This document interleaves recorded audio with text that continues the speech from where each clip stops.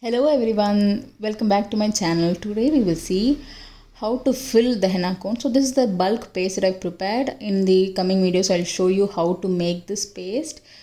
We'll see how we are gonna transfer the paste into the tiny cone that we have made. So place the big cone inside the small cone and then press gently so that the paste is slowly transferred. And I do this, I kind of roll it so that the paste falls down all the way to the tip. And you will notice that I've taken the pin out. This is because you need the paste to come out of the cone completely so that you can avoid air gaps. If you have an air gap, then that is again a big hindrance for your design, because if you are not confident with the consistency with of the paste and you have air gaps coming in between, air bubbles stuck, then it's going to be a problem. So similarly, do the same process. Transfer from the big cone, roll it again, make sure you have no air gaps. I usually fill only till here and then I tape it. This has avoided leakage for me in many situations, so I would advise you to do the same. So once you are confident that your cone is completely filled, you can go ahead and tape it. I would advise you to use 2 to 3 tapes. It's better to be confident. So make sure that you have secured them perfectly. I've used here another tape. Tape it across and I've used another tape.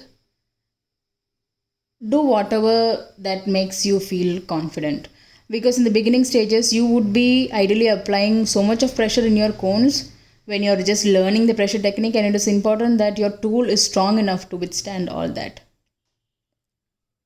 And I usually do another tape across like this so that it would be like a ziplock thing. It would seal it from the top.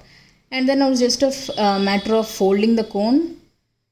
Fold it from the top right corner like that. Let me just put in the pin by the time. You can place it at any time. Once you have sealed the top, you can place the pin at the bottom. Once the paste is completely filled without any air gaps, you can go ahead and put your pin. So yeah, my pin is placed. So just look at the ceiling, top right corner like so. Do the same on the left corner as well. You will see a tiny triangle like this. Fold it inwards and another fold inwards. So you will have a T-shaped cone like this.